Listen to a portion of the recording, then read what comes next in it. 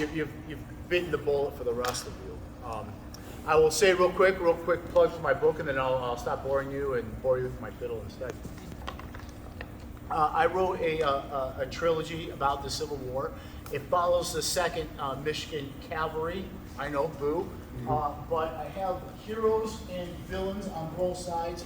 It's basically, the main story is about friends that get separated from the war, end up on opposite side. One goes and fights for his home state in the Confederacy. The other one ends up either having to go to jail or join the Army, ends up fighting for the Yankees. And throughout the war, I'm always playing with the idea of honor amongst enemies and what's more important, politics and geography, and where you're from, or true friendship, family, and love. So that's what I try to get into. I just want to read this one thing to you, and then I'll stop the commercial here. So the last book, when I wrote my first book, and I added Nathan Bedford Forrest to it because you can't do the Battle of Donelson without him. And I was really nervous about it because I thought, okay, I'm going to get myself in trouble either way, because if I glorify him, there's going to be a bunch of people mad, and if I vilify him, there's going to be a bunch of people mad. And so I thought about it, and I had read a lot about Forrest, and I thought, what would he say to me? And I heard him say, well, you can write about me, but you better damn well get it right. And I said, okay, Mr. Forrest, I promise you I will do my best. He's in all three books, and he becomes a very central figure in the last book, Blood at Nashville. And I was worried because I didn't know how people would take it, especially those who are big fans of Forrest. What would they think about my writing?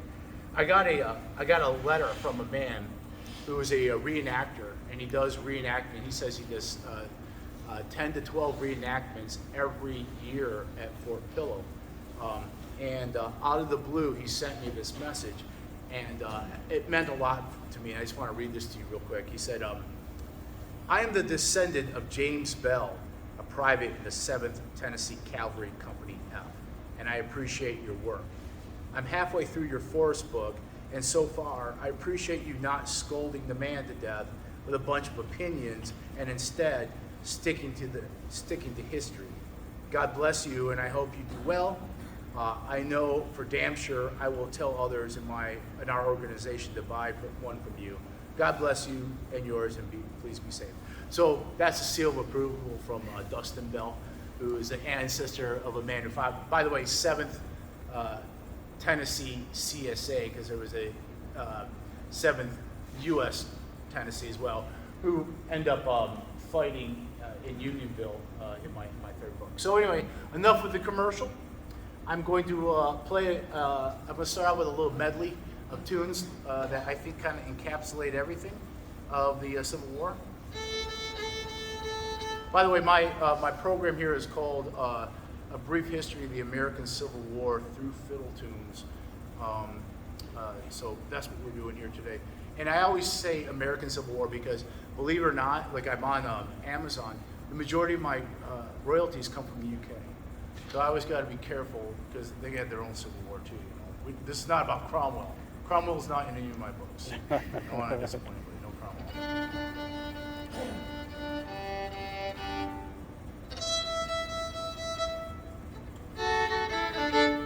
All right.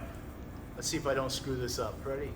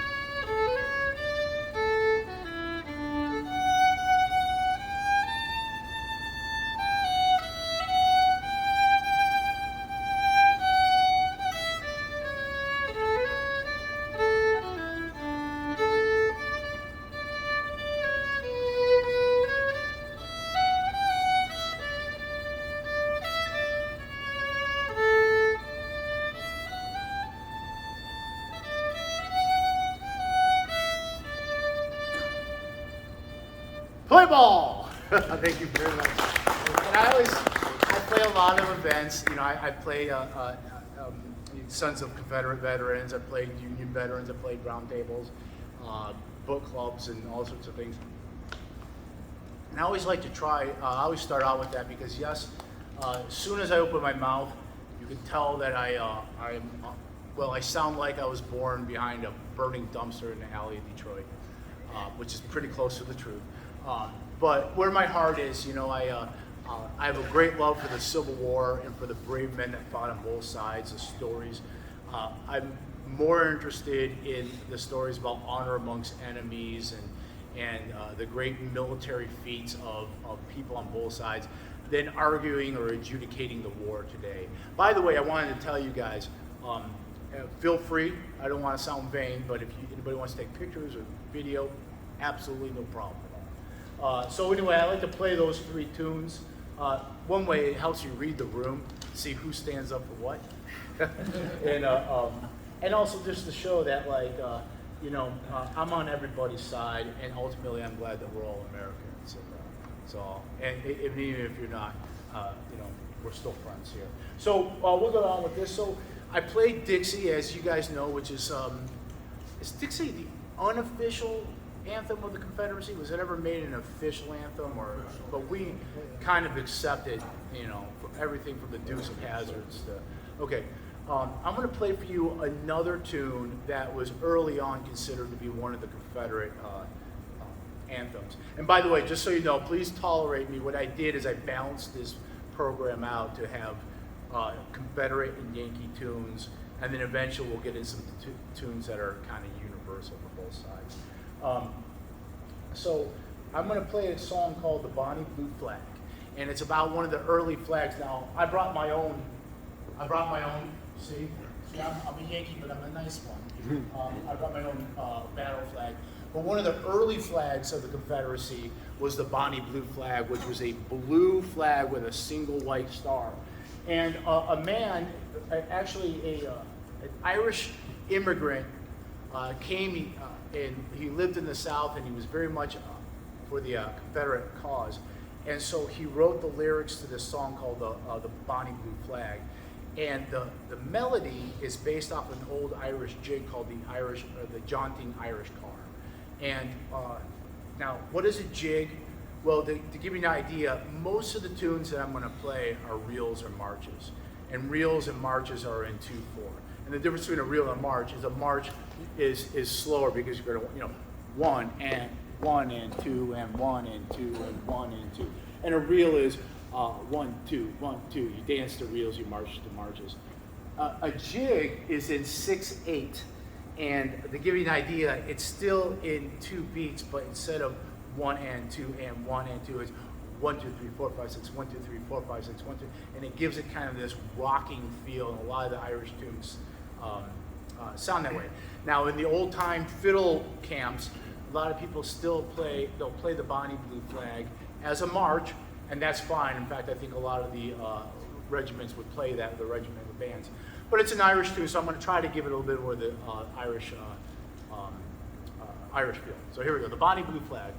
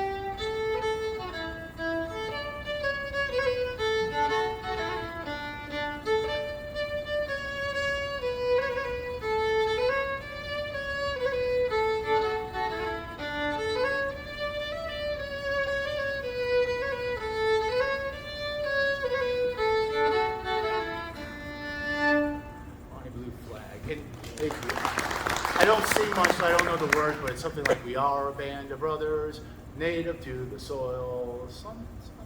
And then the chorus goes, hurrah, hurrah, for Southern rights, hurrah, hurrah, for the Bonnie Blue flag that bears the single star. So yeah, so that's how you guys know the tunes. All right, that's great. So I'm going to play, this next tune I'm going to play, let me check my tuning. Make sure it's, oh yeah. My fiddle spent the day in the car in the cold, so it's not my fault, I swear.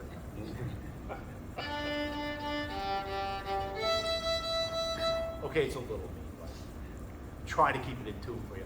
All right, so the next tune, it's a beautiful melody. It's got a hideous name. It's called Old Piss, and it's a popular fife and drum tune from Pennsylvania. A lot of the Pennsylvania regiments would use it as a marching tune and march to it. And there's a lot of debate about where the name comes from. And one of the stories I've heard, and I'm trying to verify this, but they say it's named after one of the regimental colonels because they called him Old Piss and Vinegar. Another story is that the original name of the tune is called In a Few Days, and I always try to think of like maybe the soldiers went to war and said in a few days we're all going to be able to go home. The funny thing about this tune is that, you know, like how many here own a pickup truck? I don't, but okay. And you know, they always say don't own a pickup truck if you don't want to help people move.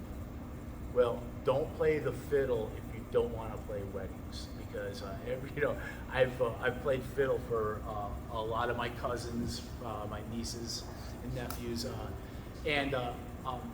but I play old-timey music, so I'm not a violin player, so to speak. I mean, I can play some classical, but I always play Old Piss at weddings. I just never tell the bride or her mother that, you know, their daughter's walking down the aisle to Old Piss. So. Everybody.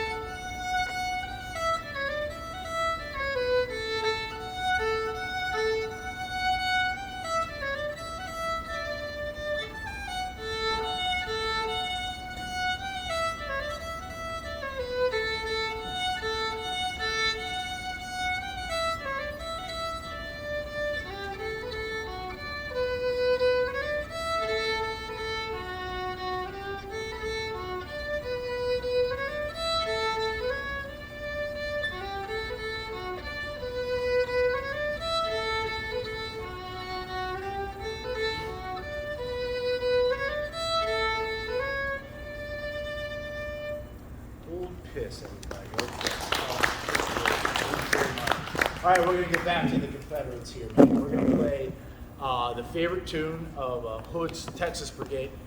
It's called the Yellow Rose of Texas. Now, a lot of you are probably familiar with the Gene Autry version of that tune, which I think he wrote in the 30s, and kind of updated the melody. I play the old version of it, so it's similar to the one that Gene Autry played, but this is the older version.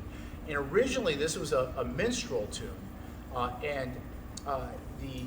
back in the mid-19th century, they used to refer to people of mixed race as being yellow or having yellow skin because their skin was more like a caramel.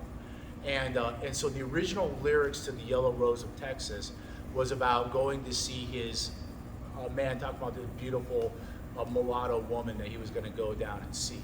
And it also became associated with the legend of Emily West. Now, Emily West was a beautiful woman of mixed race, and I think she was originally from Boston, ended up in New York City, and eventually took a indentured servitude deal to go out to Texas, and she worked in a hotel out there. And during the War of Texas independence, the city was raided, or their town was raided by Mexican cavalry, and she was taken hostage.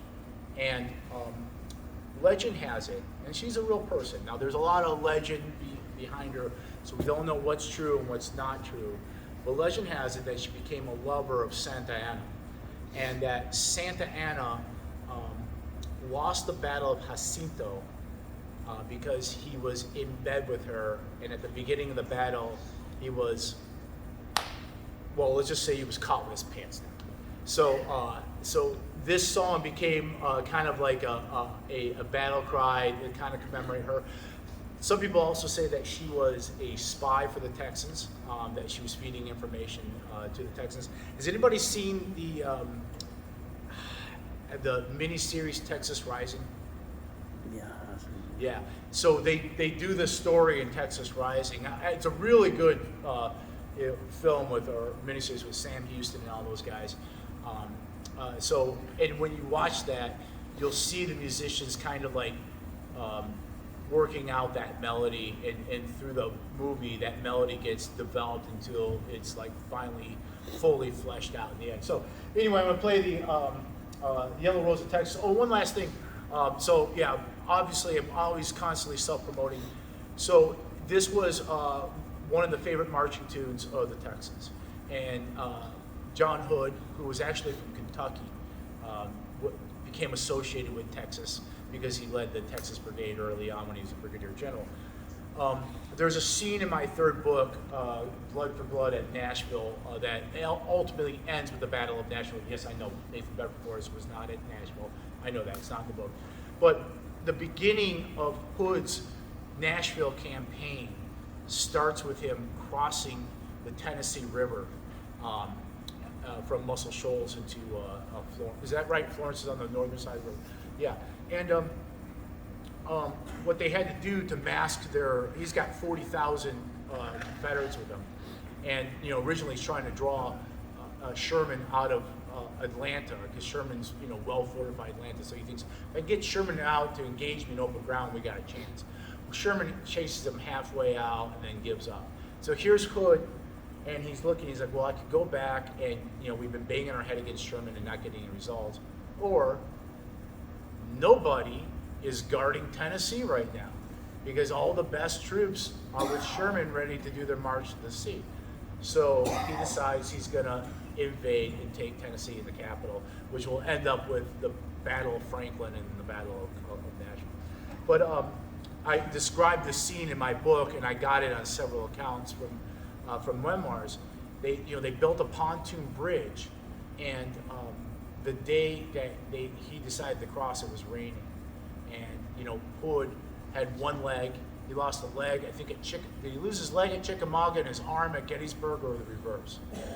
I think he injured his arm at Gettysburg, and so his left arm is useless, is in a sling, and he's got his right leg is missing. He's cut off at the hip. Just recently married. He's got to be helped up to his horse with his crutch tied to the saddle, and he gets on, and it starts raining, and he's crossing the bridge, and behind him he's got a brass band, and they're playing Dixie, and then they're playing the Yellow Rose of Texas, and this is the version they would have. This is dedicated to John Hood and Emily West.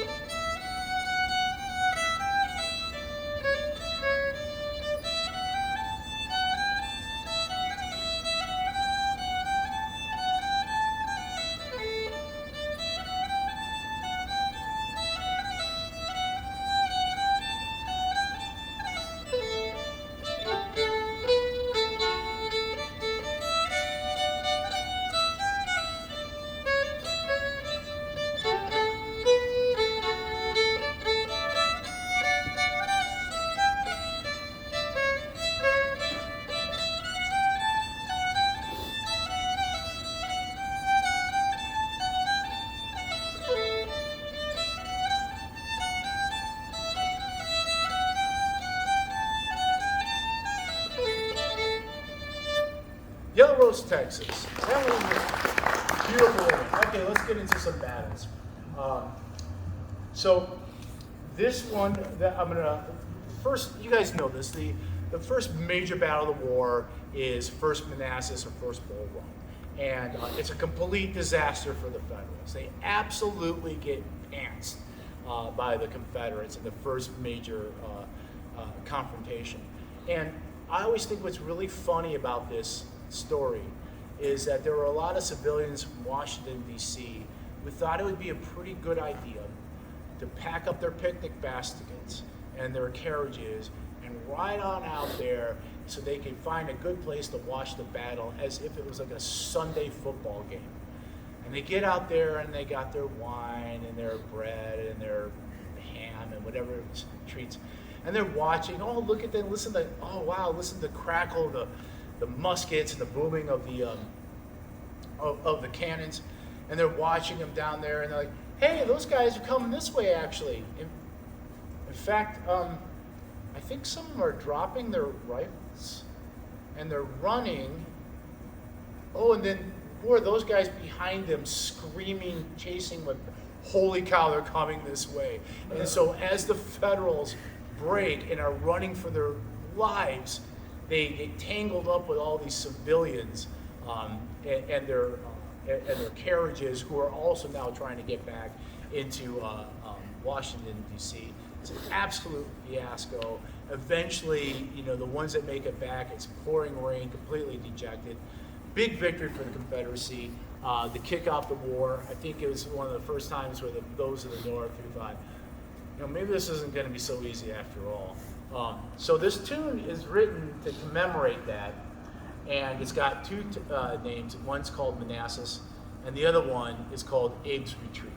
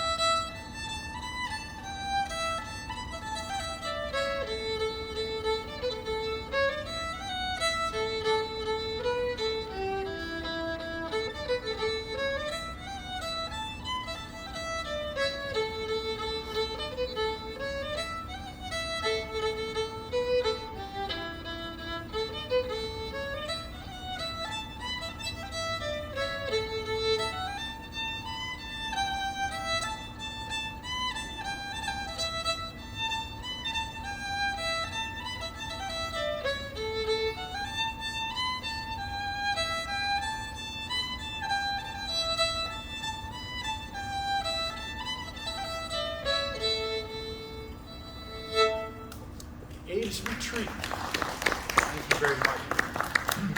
Now, if you notice, that tune had kind of a dark, smoky feel to it. And that is because it's not in a major key or a minor key. It's in a mode called A Mixolydian, or as a lot of old timers and bluegrassers will call A modal. And I won't go into the musical theory about it, but the seventh tone of the scale is flattened, and that's what gives it that dark sound. I'm going to do one more tune that's in A modal, and this one's got an interesting story too. So in the late summer, early fall of 1862, and this is a little bit in my book about Perrysville. Kirby Smith and Braxton Bragg decide this would be a good time to invade Kentucky, that there's no one between them and most of the state of Kentucky. And so they make a dash into Kentucky. They take the capital, Franklin, and they instill their own Confederate governor there, put the federal governor on the run. And through all of this, the governor in Cincinnati realize they're wide open. There is no federal force between Cincinnati and the rebel army. And so they're panicking. So a call goes out to volunteers. They need men to come down and man the defenses of Cincinnati because Cincinnati is at risk. And so about 15,000 Ohioans show up with hunting rifles.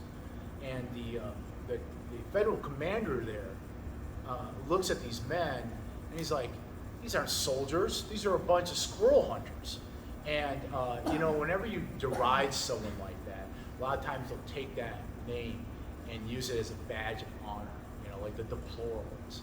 And so they became the squirrel hunters, and they were proud of being squirrel hunters, and they were proud that they came and answered the call. So this song is called Squirrel Hunters, and it's to commemorate the defense of Cincinnati.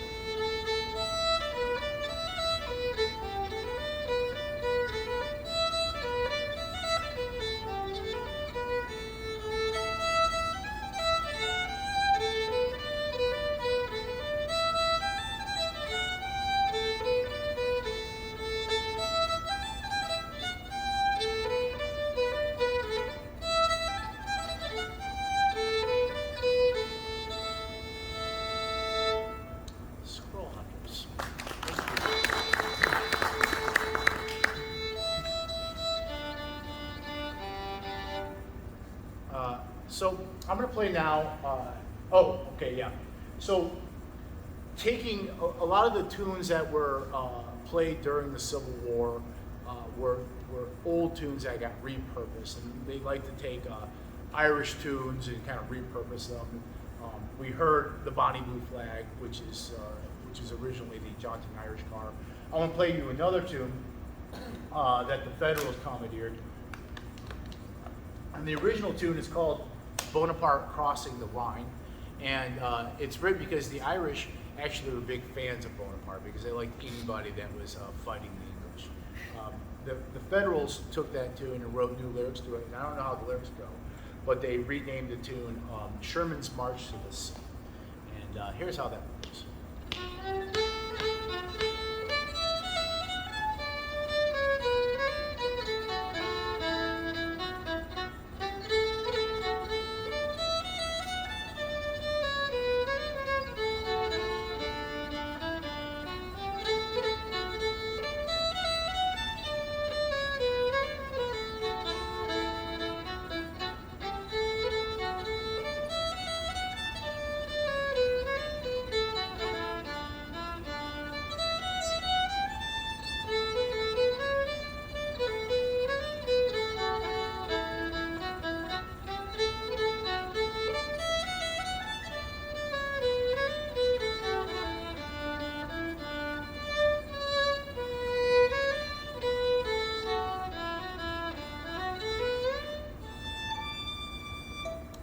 March this. Okay, so this is one of my favorite stories, and this is a very pretty song that everybody knows, "Home Sweet Home."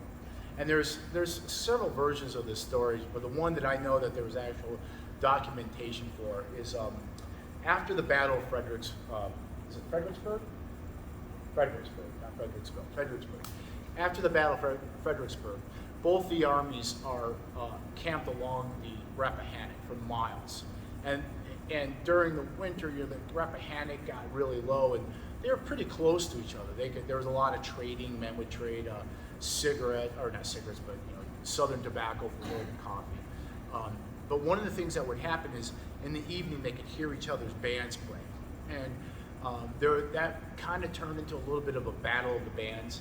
Like in the beginning they would try to drown each other out, and then later on it would turn into like they would try to outdo each other. So one band would play something, one of their own patriotic tunes, then the other band, they would go back and forth.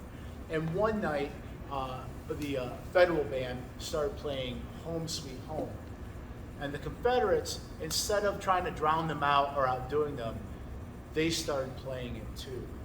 And then men all along the Rappahannock started picking it up and singing it.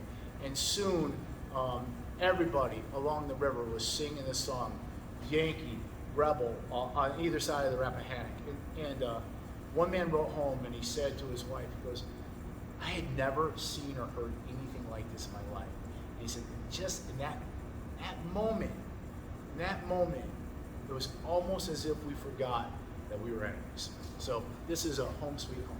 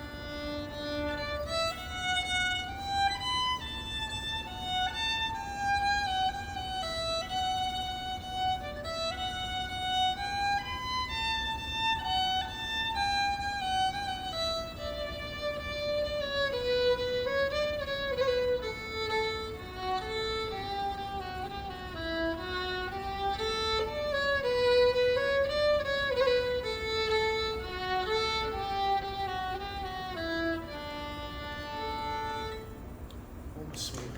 And one thing I forgot to tell you is that some camp commanders actually banned that tune because the men would get so melancholy, and the next day, like 3 or 4 guys would have deserted. So that they weren't allowed to play that, and they weren't allowed to play Lorraine. All right. So, who here has seen the Ken Burns CBS Civil War series? Yeah. And so because of that film, you cannot play fiddle at a Civil War event without playing Ashokan Farewell. And which is funny because Ashokan Farewell was actually written in 1982 by Jay Unger. But everybody associates it with the war. And this is that, if you remember from the documentary, this is where he's reading the letter from the guy about how much he loves his wife, and then the narrator pulls the rug out from underneath you and says, he died 2 days later. Like, God, it just kills you, right? So anyway, I'm gonna play that tune for you. I get a lot of requests for it. So this is kind of like Stairway to Heaven for fiddle players. I gotta play that Ashokan Farewell.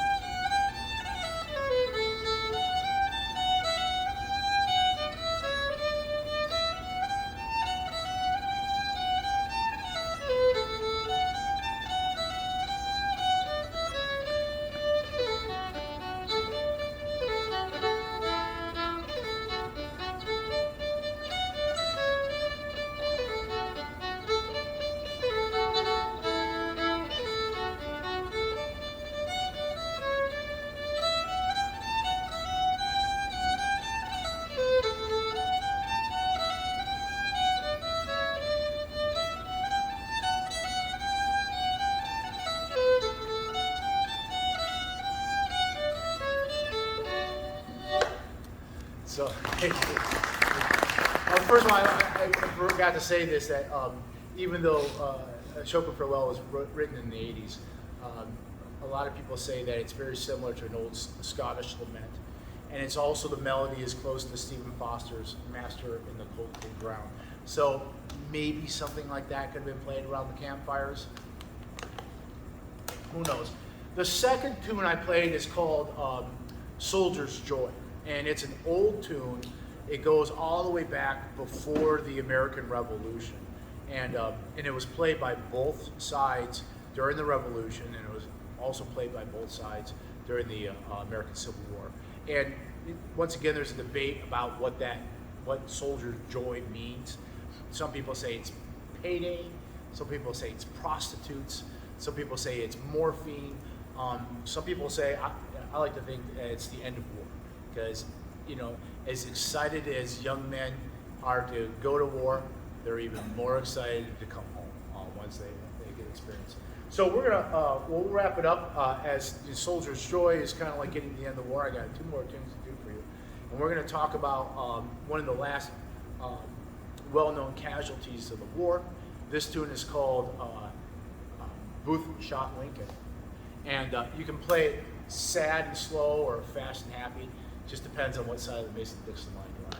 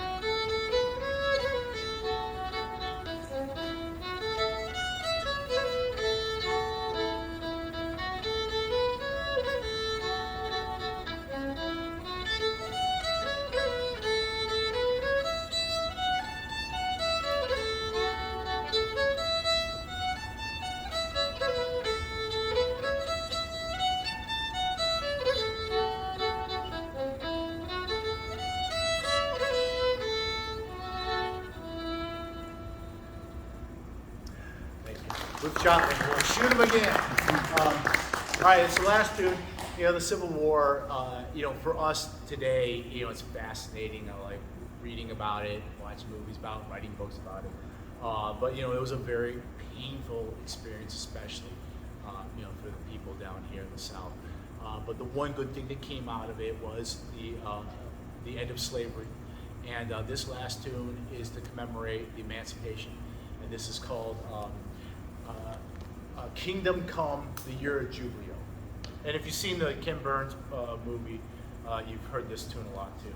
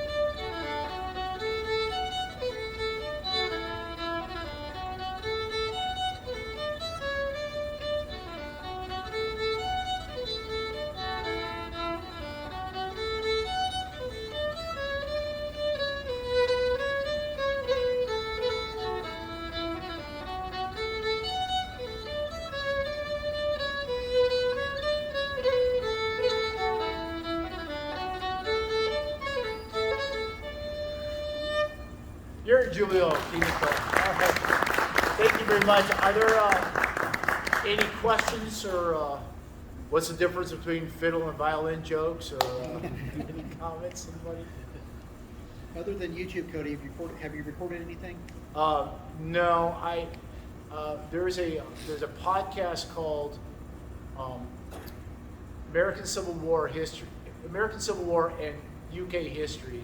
It's a British-based podcast, and the host asked me to record some tunes for him, and I've done it for some I also did it for the Robertson County Museum in Tennessee, and their museum has a CD of my band, a bunch of these tunes, and the money goes to the museum. Did I see a hand over here? Yeah. Yeah. How did you get interested in fiddle music? Did you play violin or did you play Well, piano? when I was a little boy, my parents took me to Toronto, up in Ontario, Canada, and there was a strolling violinist. I was maybe about 4 years old, and my sister says, "Come on, let's go get him to play Fiddler on the Roof for Mom." And I said, "Okay," and we asked him to come over, and he played, Fiddler on the Roof. And I couldn't believe that anything could sound so beautiful. And so all I wanted to do was play the violin. Well, my sister's 3.5 years older than me. She played the violin for a year and quit. And so when it was my turn, my dad's like, "We're not buying another violin." So I ended up playing the saxophone. And then as a teenager, I played like electric bass. I was into like heavy metal and punk rock music. And then I joined the Army and got a violin, started taking lessons, but my teacher, who was a upright bass player, talked me into selling him my violin and buying his, or making a trade and buying his student model upright bass. So I played upright bass and I played classical in college.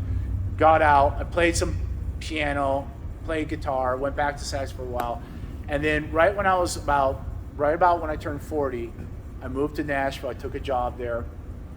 And within a month or so of moving there, I picked up this violin here. It's a student model, and started taking lessons. And then within a year, I started playing, because I had a background in music. I played in some community orchestras, met my teacher there, played in that orchestra for about 5 years, but got into old-timey music. And then I'm into jazz and blues a lot, and I'm more of a ear player. And if you notice, I don't read any music. And if I learned those tunes by reading music, I would retain them. But because I don't memorize, none of this is memorized. It's internalized. I just know how the tune goes. And if I know how the tune goes, if I thought about what I was doing with my fingers, I wouldn't be able to do it. If you wrote out exactly the way I played those things and put it in front of me, I wouldn't be able to play it. So I started at 40. So all I'm saying is it's never too late. So any other questions? Yes, sir. Bernard Cornwell have any effect on you? Yes, absolutely. And you'll see it a lot. Yeah. Yep. And I read the Civil War ones from him. I'm a big fan of British history. I read a lot of medieval stuff as well. Big fan of the Napoleonic Wars. And just a little bit about me. I've been a history buff since I was a little kid. I used to say I was born, because I was into swords and swashbuckling and all that. And I always thought that I was, born in the wrong time. I wanted to live in a time where I'd walk around with a sword and have honor and, all that kind of stuff. And I did a lot of things in my life. I ended up becoming a reporter. My last job, I was a morning reporter for a TV station in Nashville. And new management, they'd gone through management changes a few times. Local television's dying.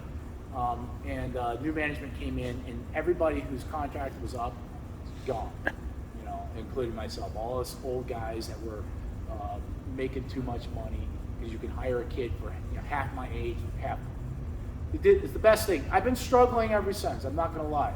I've been struggling ever since.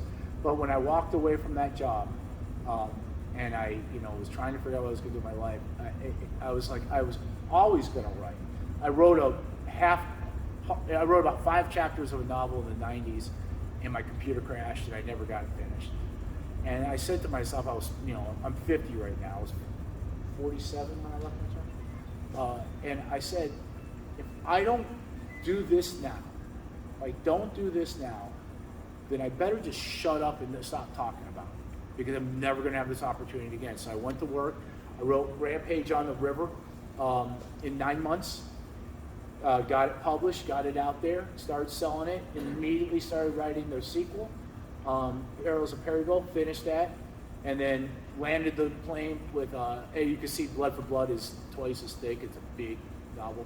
And I'm writing my 4th novel now, which is called Mexico, My Love.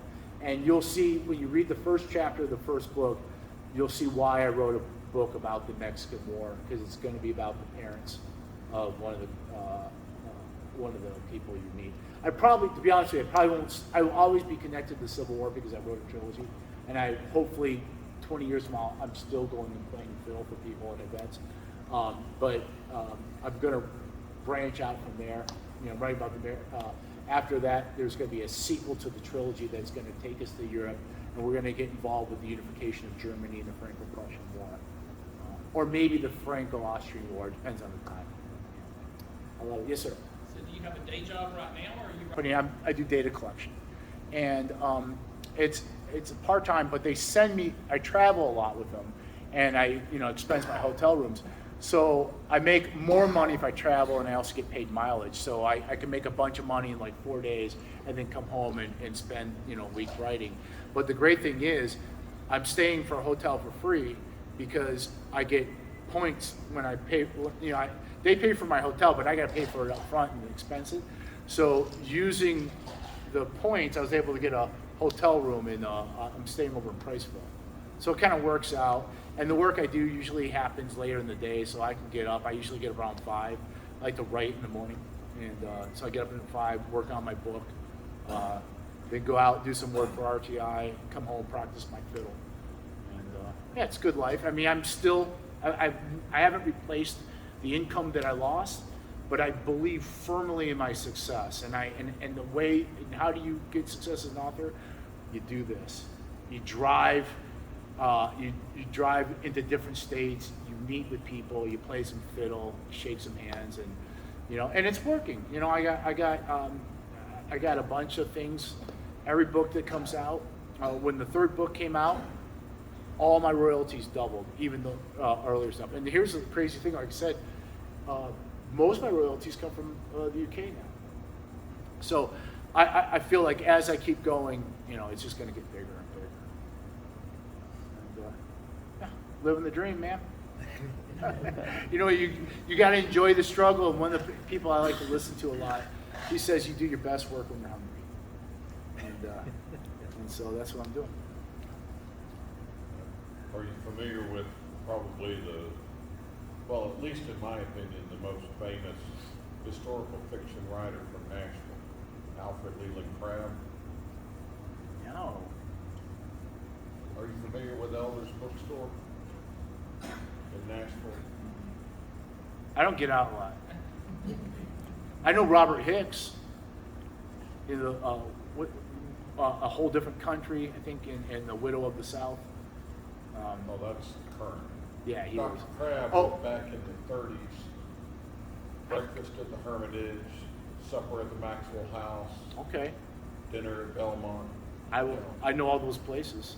I'll tell you who I do know, who I think is the greatest historical fiction writer of all time, Alexander Dumas, who wrote The Musketeers, and he wrote Count of Monte Cristo. Right. And he is how I model myself. He wrote serials that, his books were originally like weekly serialized fiction in the newspaper. And so his chapters are nice and tight, and it's full of action, and it ends with a